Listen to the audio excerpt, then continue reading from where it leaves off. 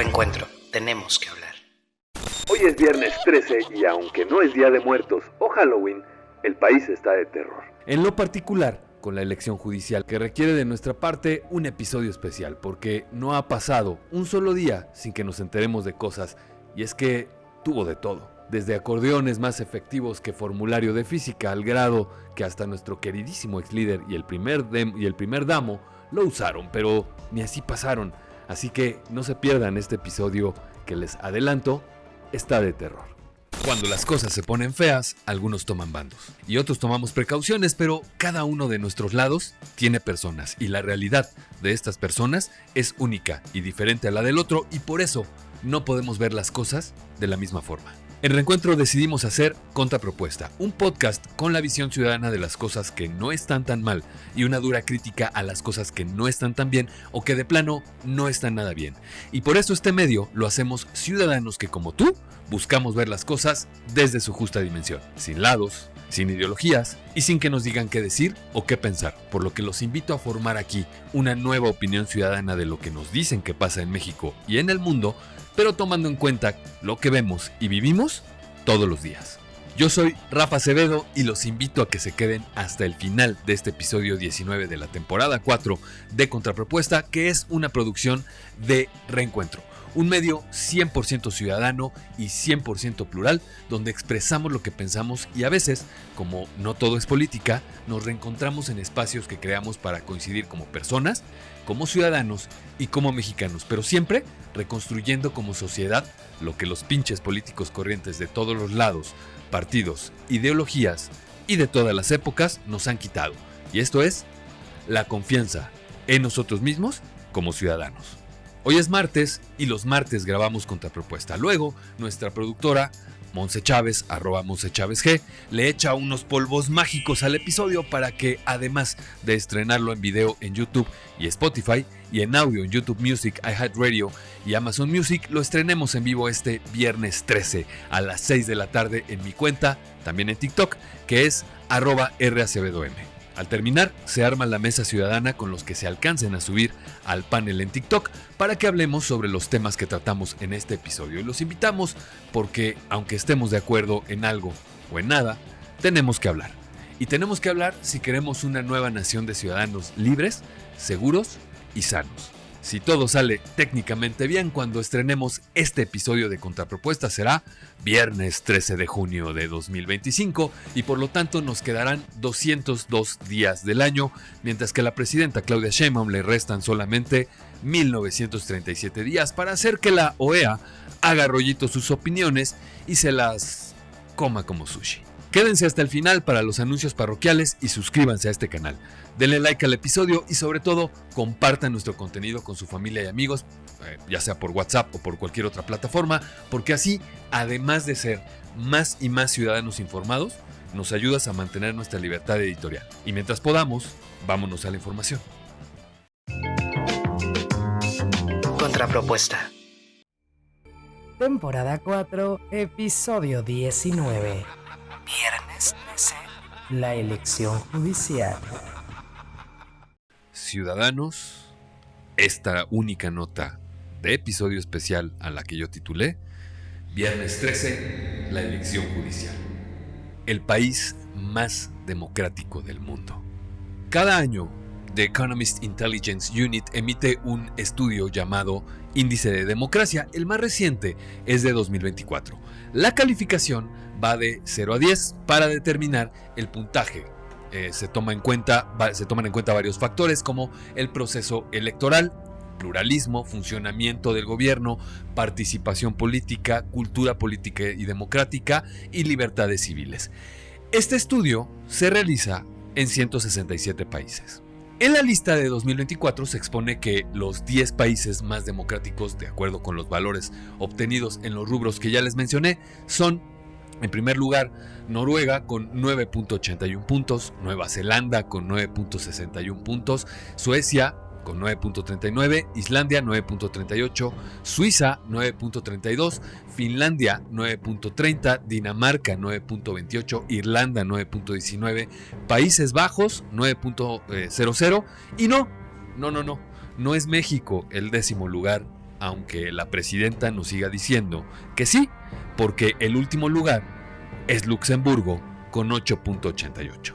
Pero si a ustedes se les aceleró el corazón con la lista de los países más democráticos, no se emocionen mucho con la lista de los menos democráticos. Y estos son del menos democrático al más democrático. Corea del Norte con la altísima puntuación de 0.00, así como lo oyen, 0.00 en Corea del Norte. No necesitan democracia porque pues todo está muy bien con Kim Jong-un. Bueno, pues en segundo lugar, Afganistán con 0.32, Myanmar con 1.02, Siria con 1.43, República Centroafricana con 1.52, Turkmenistán con 1.72, Chad con 1.80, República Democrática del Congo 1.93. Lo bueno es que es república y que es democrática, ¿no? Y bueno, en noveno lugar, Guinea Ecuatorial con 2.00, Laos con 2.02. Como pueden ver, el primer lugar de los últimos lugares es Corea del Norte, quien ocupa el lugar 167, mientras que en el lugar 158, el menos malo de los 10 primeros malos, es Laos. Para que se den una idea, Venezuela se encuentra en el lugar 142 y Cuba, curiosamente, en el 135, o sea, 7 lugares arriba de Venezuela, pero no muy lejanos, los dos, del último lugar. Y por si la duda los carcomía, México. Nuestro país se encuentra en el lugar 84, debajo de Madagascar y arriba de Ecuador. La puntuación general de México fue de 5.24 puntos sobre 10, pero en el desglose por categorías hay números de miedo. En proceso electoral y pluralismo, México obtuvo 8.75. Bien, yo creo que bien, ¿no? Funcionamiento del gobierno, 5.00. Participación política, 5.56. Cultura política, 1.88. Libertades civiles, 5.00. Pero lo más escalofriante del estudio es que el mismo ubica a los países de este propio estudio en las siguientes categorías. Democracias plenas, países que tienen más de 8 puntos. Democracias defectuosas, de 6 a 8 puntos. Regímenes híbridos, de 4 a 6 puntos. Regímenes autoritarios, de 0 a 4 puntos. Como podrán darse cuenta, ciudadanos, México es un régimen híbrido, es decir, estamos a 1 punto y 25 décimas de ser un régimen autoritario. Bolivia era uno de los 3 países que eligen a sus jueces, Estados Unidos es el otro y no celebran elecciones para votar por los miembros de la Suprema Corte ni tampoco votan por gran parte de los jueces. En realidad, solo unos cuantos estados celebran esas elecciones y también algunos lo hacen por los fiscales, cosa que no sucedió en esta reforma al Poder Judicial que estamos viviendo. Pero Bolivia elige plenamente a sus jueces, magistrados y ministros, pues hicieron una reforma constitucional en 2009, celebrando las primeras acciones en 2011. Hasta ellos se dieron 2 años para organizar sus elecciones. Pero Bolivia se encuentra en el estudio en el lugar 103, compartiendo lugar con Turquía con 4.26 puntos, clasificándose como un país con un régimen híbrido también. Y nosotros decidimos copiar un modelo de un país que es menos democrático y que solamente raya en las últimas 24 décimas para convertirse en un régimen autoritario. Pero a tan solo unos días de la elección, la presidenta con A de ahora sí hay harta democracia, dijo literal que México es el país más democrático del mundo. Y yo les pregunto, ciudadanos, después de los números que les acabo de dar, ¿a ustedes les parece que México es el país más democrático del mundo? Porque The Economist Intelligence Unit tiene otros datos.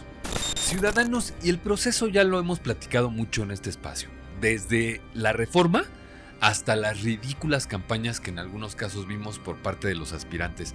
Vimos también lo pésimamente organizado que estuvo todo, desde la selección de los aspirantes por parte de los comités de evaluación hasta la famosísima tómbola que tuvieron que repetir por algunos errores de los niños gritones del Senado, por lo que vamos a hablar de este proceso desde la veda electoral hasta los ganadores en las propias elecciones, donde, al parecer, solo votó López Obrador.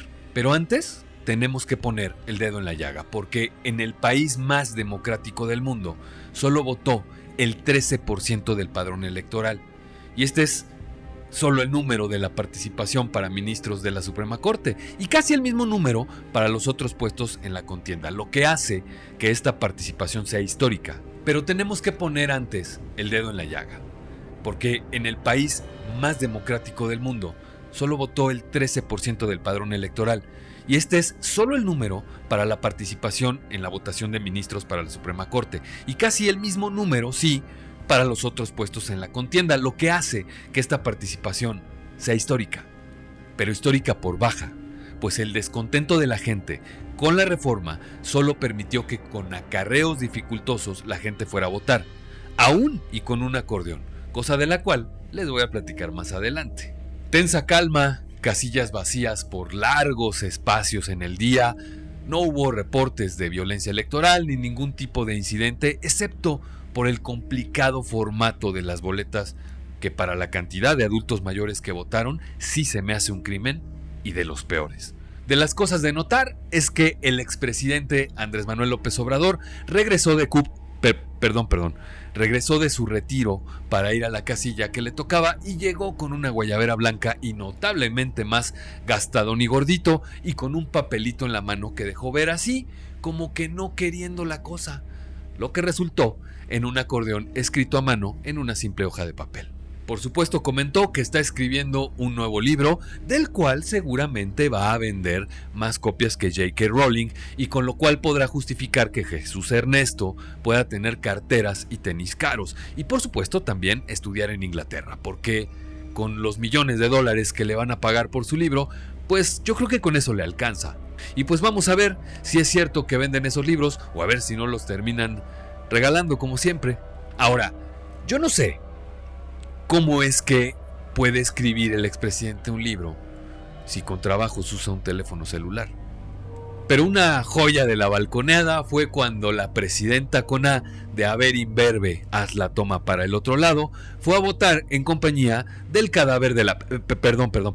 en compañía del primer damo... en compañía de su amado, ¿qué digo amado? Amadísimo esposo, quien indiscretamente sacó un acordeón, mientras que la cámara de Sepropié lo agarraba como al tigre de Santa Julia. O sea, no sean mal pensados, con el papel en la mano, mientras que la presidenta, con su mirada de leí tu nombre en la reunión de seguridad de hoy en la mañana, trataba de desviar la mirada del hoy ex trabajador de Sepropié. No, es broma. La verdad es que no sabemos de él. No, también es broma. No sabemos qué fue lo que pasó. Y es que, ¿a qué esposo de Claudia Sheinbaum se le ocurre sacar eso en pleno examen, en plena elección? En pocas palabras, lo cacharon con el acordeón y haciendo trampa, y se murió del susto. ¿O así ya estaba? Del que van a leer el nombre en la reunión de seguridad va a ser de otro. Ay, ya, productora, es bromi, ya. Se recibieron 316,000 solicitudes para aprobación para ser observadores, de las cuales 312,933 fueron individuales y 977 institucionales, entre los que estaban, por supuesto, 16 de la Organización de Estados Americanos. Todos estos observadores son un número muy inusual en cuanto a las solicitudes, pero por la relevancia y el tipo de elecciones se entiende que todo el mundo o quería estar pendiente de que no hubiera fraude, o en todo caso éramos objeto de estudio por la ridiculez del evento. Ahora, después de todo lo que ya les conté ahorita, es decir, de la mala organización, del poco dinero con el que se organizó la elección, de los candidatos cachirules que seleccionaron, como ya les dije, en una ridícula tómbola que lo único que propició fue más incertidumbre entre quienes seguíamos de cerca el proceso, y no me van a negar, por supuesto, ciudadanos, que todos esperamos hasta el último momento que duró esto, un milagro. Y después de todo lo que hemos pasado, finalmente llegamos al pináculo del establecimiento de la Cuarta Transformación. Algo así como la toma de la Bastilla, pero como si hubiera ganado el lado contrario. Y no me refiero al morenismo, sino me refiero más bien a todos los pinches políticos corrientes. Me refiero, sí, a los Andrés Manuel López Obrador, me refiero a los Monreal y a los Yunes, pero también me refiero a los Alito Moreno, a los Marco Cortés o Xóchitl Gálvez. Y también me refiero al crimen organizado y a los malos empresarios que siempre han dominado todas las esferas. Hoy, en el Poder Judicial mexicano, ondea la bandera de los que fueron, de los que son y de los que serán siempre los culpables de que hoy nuestras libertades se encuentren limitadas sin que lo sepamos. ¿Hasta dónde permitimos que esto pasara? Y me refiero a todos y cada uno de nosotros. Me refiero a mí cuando apoyé al PRI o a Felipe Calderón como presidente. Me refiero a los que votaron por Andrés Manuel López Obrador y al poco tiempo se arrepintieron. Me refiero, por supuesto, a todos los que dejaron de creer en lo que malamente les vendieron por años. Y ahora sí, ya perdimos los privilegios.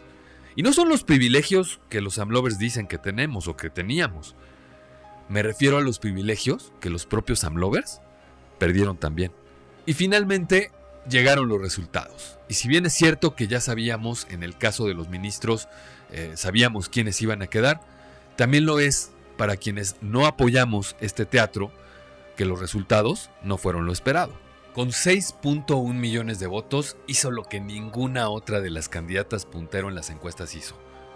Un abogado de Oaxaca, indígena mixteco, elegido presidente de la Suprema Corte de Justicia de la Nación por haber obtenido la mayor cantidad de votos. Nacido en Guadalupe Victoria, Oaxaca, licenciado en Derecho con maestría en Derecho Constitucional por la Universidad Autónoma Benito Juárez de Oaxaca, abogado de comunidades indígenas por más de 14 años para quienes litigaba temas agrarios, territoriales y constitucionales ante diversos tribunales e incluso ante la Suprema Corte de Justicia de la Nación. Trabajó en la Procuraduría para la Defensa de los Derechos Indígenas, asesor en asuntos agrarios y sistemas normativos del Instituto Nacional de los Pueblos Indígenas, colaboró en diversos asuntos en temas indígenas también con la ONU en Ginebra. Y pese a lo que muchos de ustedes piensen, hasta aquí, no estamos hablando de Benito Pablo Juárez García o Benito Juárez para Abraham Lincoln.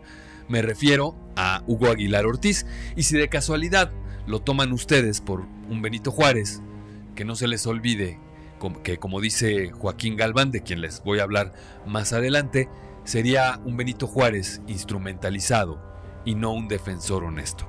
Cabe señalar, dentro de todo lo que les dije, que Hugo Aguilar también fue abogado y asesor del Ejército Zapatista de Liberación Nacional. ¿Coincidencia? No lo creo. Me parece, ciudadanos, que en muchos aspectos hemos romantizado el asunto de ser de origen indígena o pertenecer a un pueblo originario o algo así.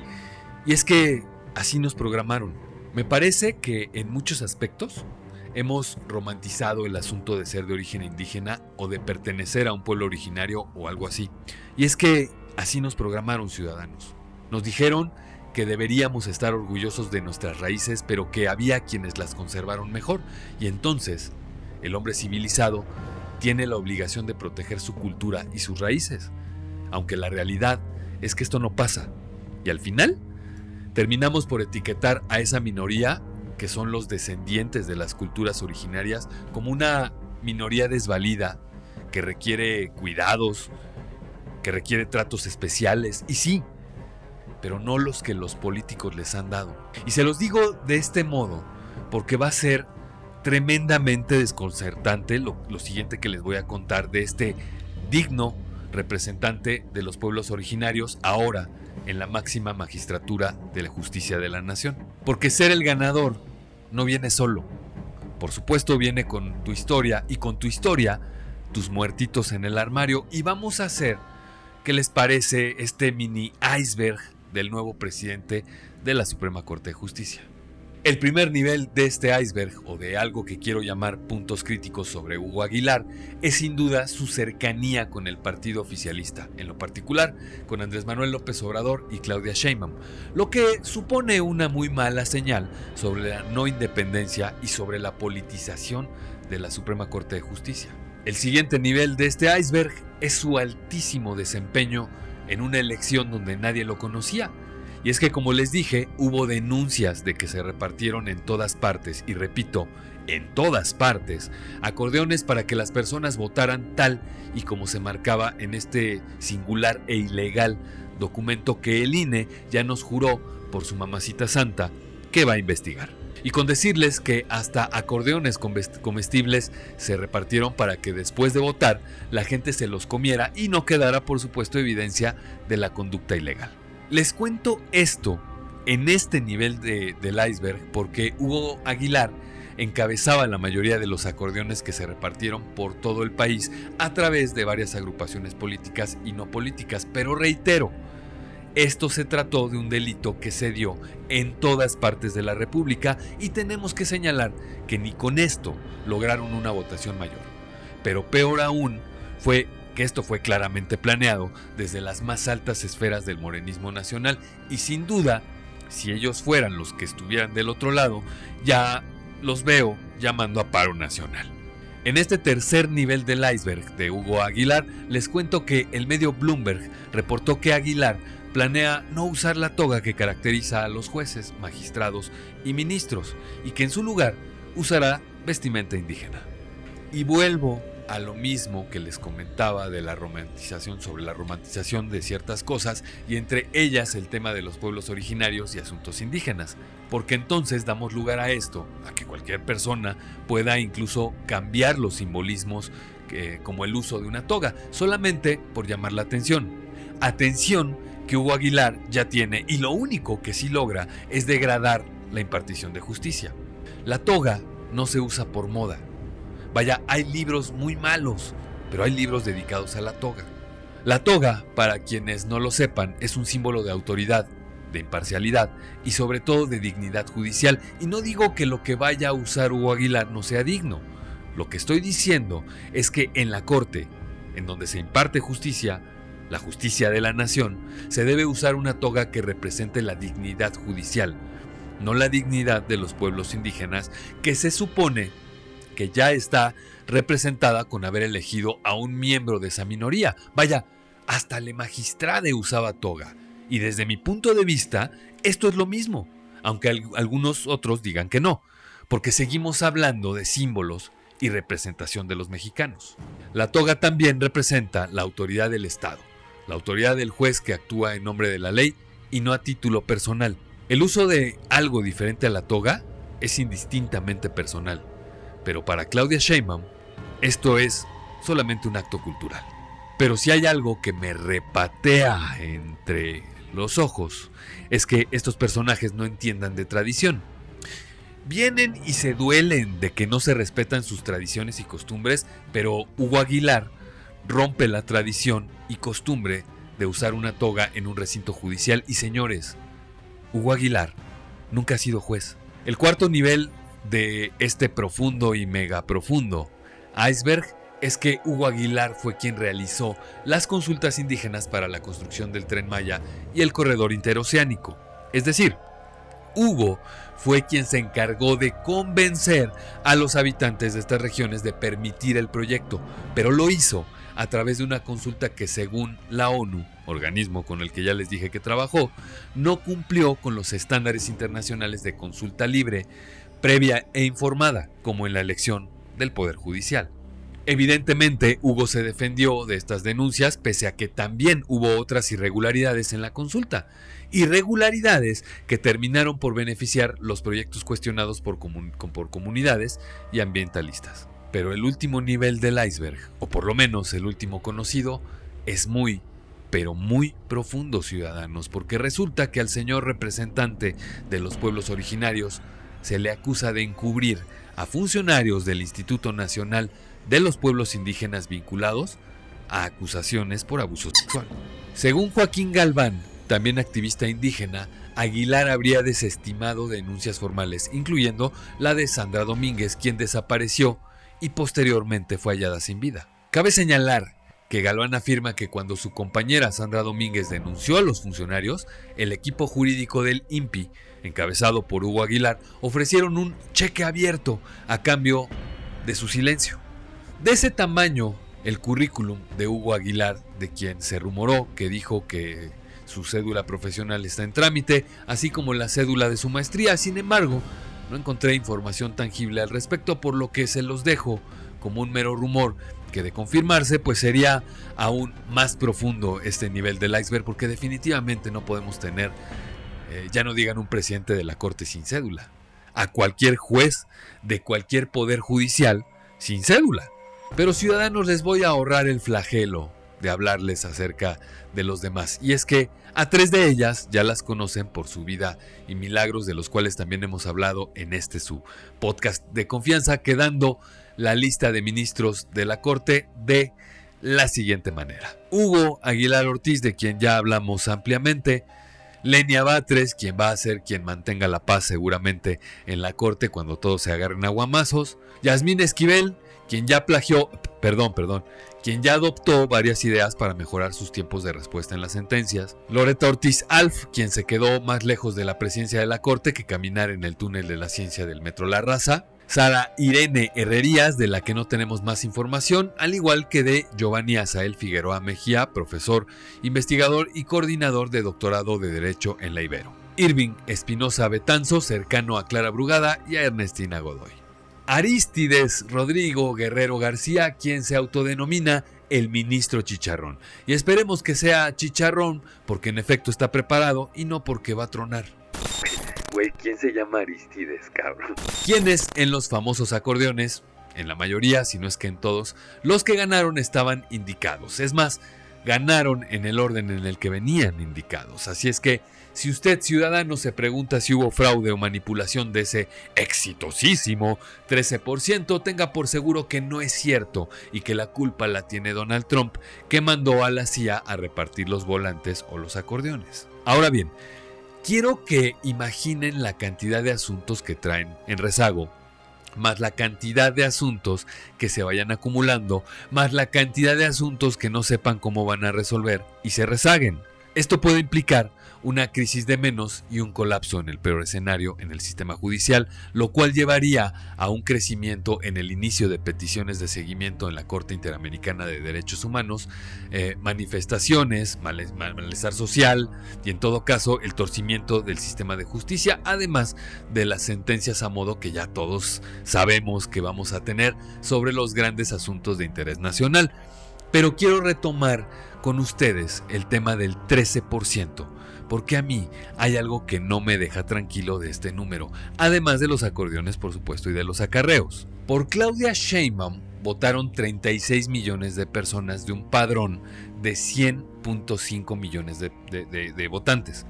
Y cuando defendían el voto por Claudia Sheinbaum, muchos lo hacían con el argumento de la continuidad y por consecuencia, pues el famosísimo Plan C. Cuando vino la reforma al Poder Judicial y se votó en el Senado, los AMLovers y Claudia Lovers no se sacaban de la boca el mentado Plan C, y todo era miel sobre hojuelas porque San Yunes y no sé qué tanto, incluso decían que los 36 millones que votaban por Claudia Sheinbaum habían apoyado la reforma judicial, y bueno, así se las gastaban. Y bajo esa lógica, ¿dónde están los otros 23 millones de votos que no estuvieron en la elección judicial? Porque, según la presidenta, esto fue un éxito histórico, y a los AMLovers les digo, ¿dónde anduvieron que no fueron a votar 23 millones de ustedes?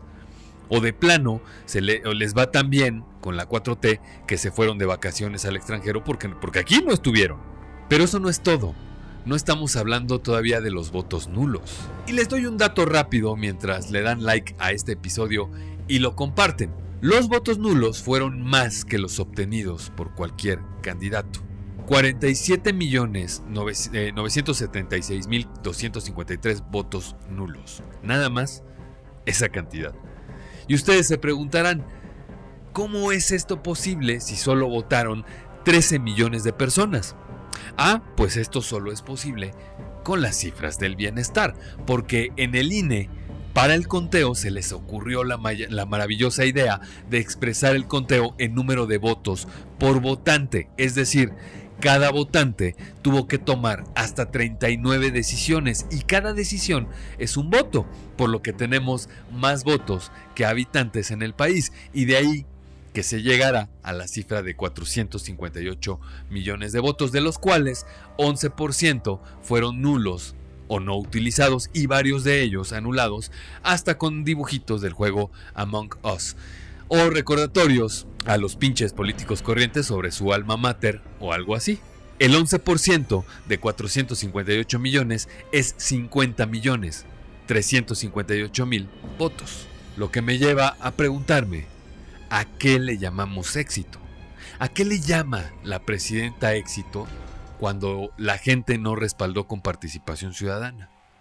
¿Cómo puede atreverse la presidenta a llamarnos el país más democrático del mundo cuando somos simplemente el lugar 84, que le copió al lugar 103 de la lista de países más democráticos su sistema de elección de juzgadores, es decir, la elección de uno de los contrapesos de la nación? Pero ahí no acaba todo.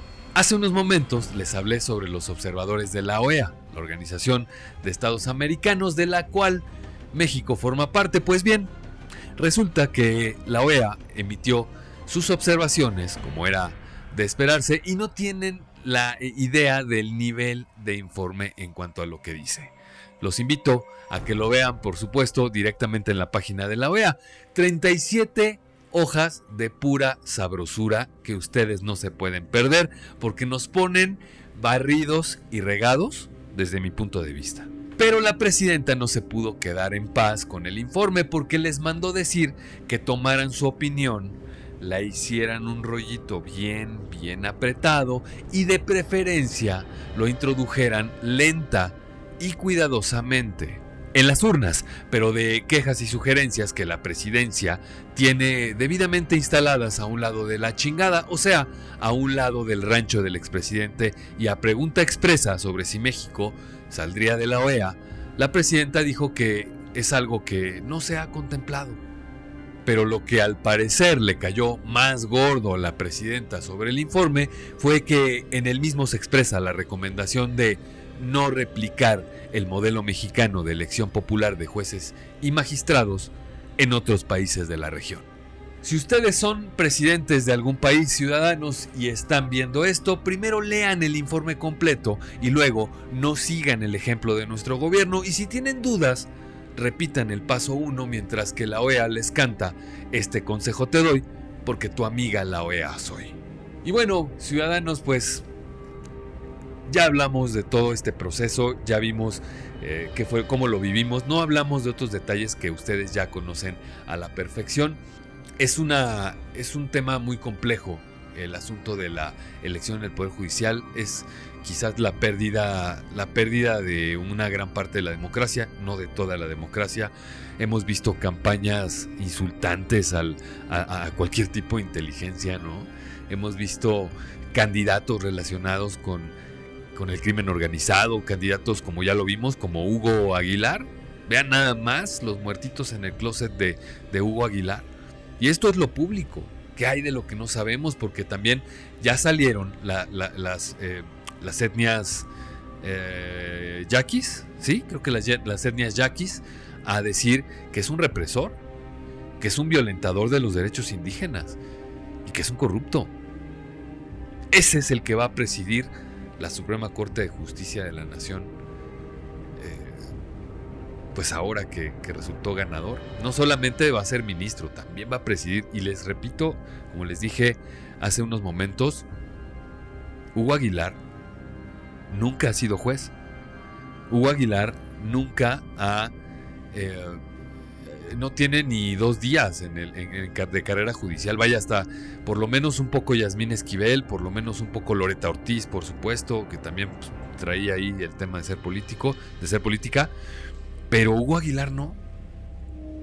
Y entonces vean ustedes cómo quedó configurada la corte con el ministro Chicharrón. Es un chavito de no sé qué edad tenga, no debe pasar, o sea, no pasa de los 45 años. Entonces es complicadísimo el panorama de justicia en esta nueva etapa para el Poder Judicial, para nosotros como mexicanos en la impartición de justicia. Es muy complicada, es muy compleja y a todo hay que adaptarnos. Espero solamente que el proceso de adaptación no sea más largo que el que nos explota en la cara. Un colapso, como ya les dije, en el sistema judicial. Pero como todos ustedes ya saben y están conscientes, esto solo puede pasar en el país más democrático del mundo, y por eso este viernes 13 es ideal para contarles esta historia de terror llamada elección judicial. Anuncios parroquiales.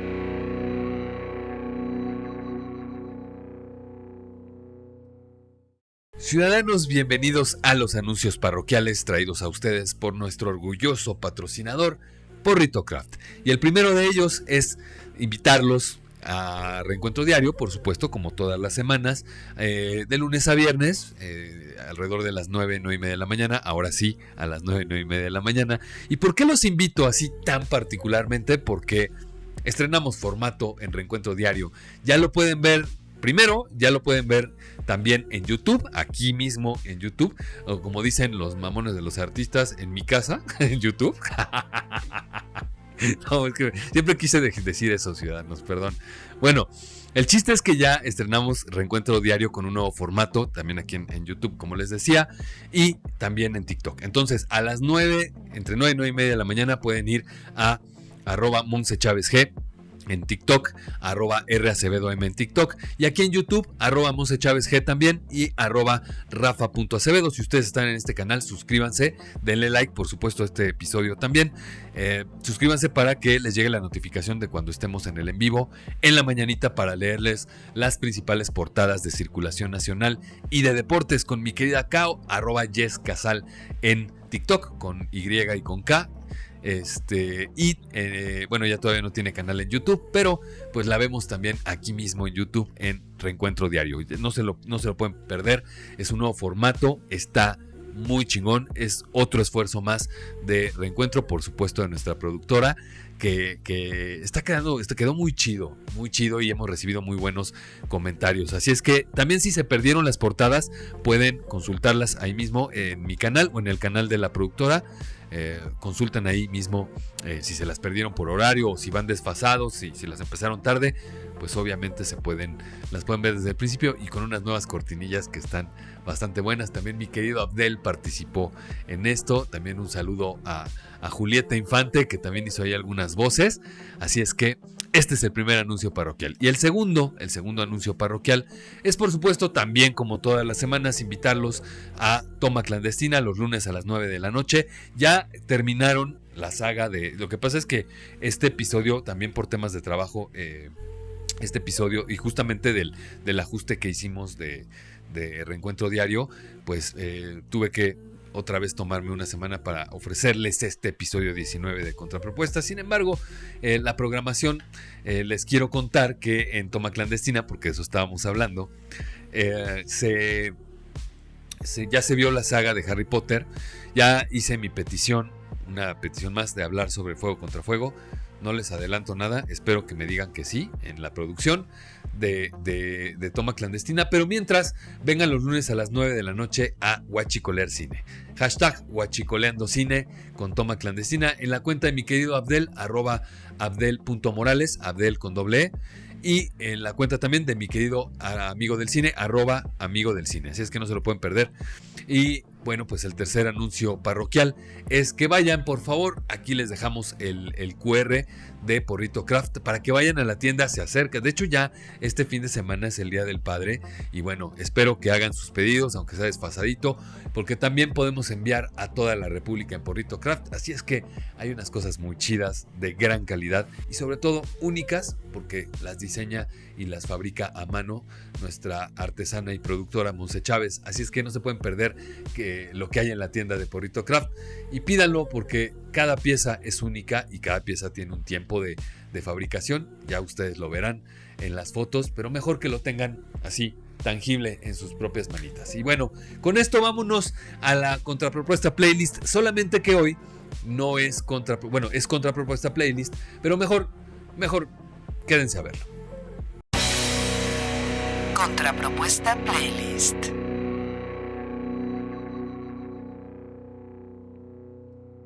Ciudadanos, bienvenidos a la contrapropuesta playlist presentada por supuesto por nuestros amigos de Index Plus. Y bueno, esta contrapropuesta playlist es diferente porque les voy a presentar a un talentazo. Y vean nada más esto.